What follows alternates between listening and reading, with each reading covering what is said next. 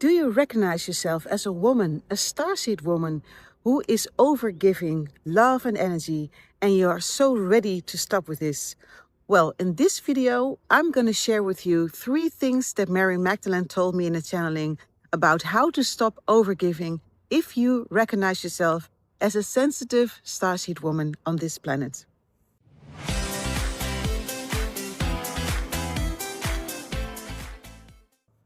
Hello, my name is Aisha and welcome to another video. And in this video, I'm going to share about what Mary Magdalene shared with me about if you wish to stop overgiving.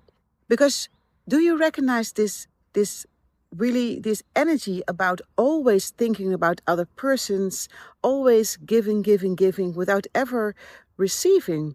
And it's not to blame someone else, but maybe it's time to stop with this, because if you keep on giving and giving, what happens? Well, your energy will drain out and you wind up feeling really not really taken care of. And there are really 3 things that Mary Magdalene shared with me how to stop this. And of course, it's very understandable, because as a light worker, we came here to anchor love and light, and to really embody anchor love and light. And we are also raised by society to always think about others first and then ourselves, because otherwise you're being selfish, and nobody wants to be selfish, right? And it's really something that the controlling powers of this planet really used all the emotions, the lower emotions that are connected to our lower chakras. They are using those emotions to really get a grip on us. So that's fear, that's guilt, that's shame. And these 3 emotions are really powerful when you use them in order to, well, bring humanity on its knees, basically. And it's really time to step out of this energy, because we are so powerful beyond our imagination. And it's exactly what the teachings, the core teachings are telling us within the main religions, right? That we are made of the image and likeness of the divine, of God, of the goddess, of Wakatanka, whatever you want to call it. And this consciousness is within us all. And you can also call it the Christ consciousness or the Buddha consciousness. It doesn't really matter, or the all that is, you know. And if we are recognizing this fact and we are embracing the fact that we are made in this image and likeness, then we can do everything and anything. So when I went into channeling, I asked Mary Magdalene if she could really give me some insights. And the first thing she told me was, know thyself. And I was like, yeah, I know, but what do you mean? Can you elaborate on this a little bit more? And she was telling me, if you know yourself and you are willing to listen to what you need, listen to your feelings, your emotions, into your heart, and then when you come into a situation when someone asks something of you, for example, and you really feel no within your system, but you say yes to that person anyhow, that's why you start overgiving, right? If you will do it anyways, then you would ignore your own feelings, you would ignore your own needs, and this makes the act of overdoing even greater. And at the end, you will find yourself in a place that you cut yourself from what your basic needs are, right? And that's so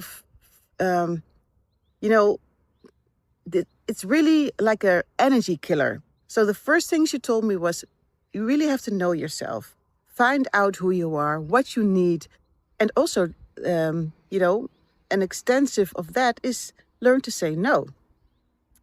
The other thing she told me was to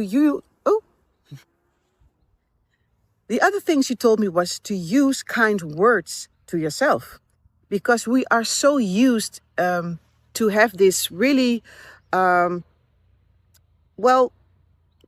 almost downgrading monologue to ourselves, right? If you compare the things we say to ourselves and the things we say to others, it's a completely different world. So she's also telling me to share with you that it's really good to have someone else in mind, because it often makes it very it makes it easier for us to talk in a softer way. So, for example, if you have a mother or a sister or someone else you really deeply care for and you love, you would imagine to talk differently, right? So instead of using harsh words in your mind and to punish yourself for the things that you haven't done yet, or to really um, punish yourself for not being there yet, or for taking your time to overcome hard feelings or whatever, please be gentle with yourself. So Mary Magdalene used these exact words: softer talking to yourself. So I would find that very helpful.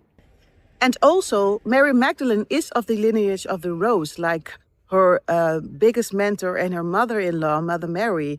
And this rose lineage is also a very soft lineage as well. You can imagine rose petals being very soft, and especially when you imagine them to be pink or white.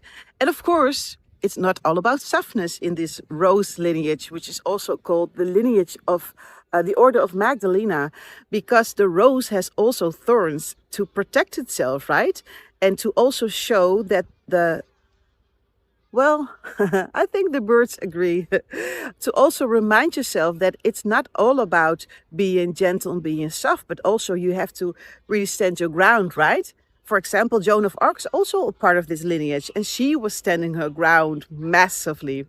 And the third thing she said was about, um, well, basically taking responsibility. She shared with me that it's very helpful to, even though we live in a society that places ourselves within these feelings of guilt and shame and fear, it's very good to learn that you can take your own steps and take your own responsibility, and you are powerful enough to turn these things around, not to stay in some kind of victim mode, you know.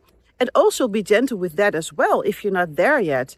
So I think it's really helpful that Mary Magdalene is willing to share these lovely, however, very approachable tools and tips to really upgrade our lives. And the overall message I hear from her all the time is that we are powerful. We can do this.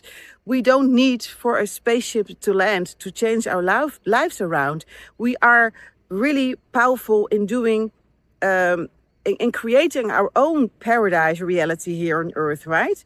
And some of us have already done that and are living in this 5D matrix paradise life, while others choose to stay and to, not embrace this opportunity.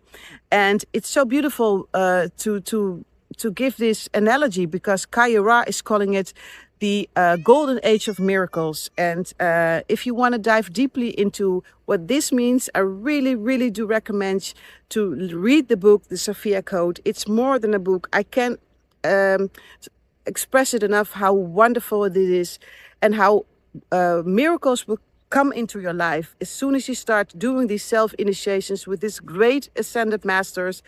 And it's all about embracing the fact that we, you and I, we all are, divine. So that's really wonderful, because it also means that we can make our lives the way we wish it to be. And we can also embrace the mission that we came here on this beautiful planet. Thank you so much for listening and watching this video, and also for subscribing to my news, to my channel. I really appreciate it. And if you would like to find out more about how you can dive deeply into your love cosmic life, you can book an Akashic Records reading with me. I call this a cosmic love reading because I really focus on finding your significant other, your twin flame, soul flame, whatever you would like to call it. Whether you are single and you are searching for your partner, or whether you are in a marriage or a relationship and you would like to dive deeper into your romantic love life. Thank you so much again, and have a nice day. See you next time. Bye bye.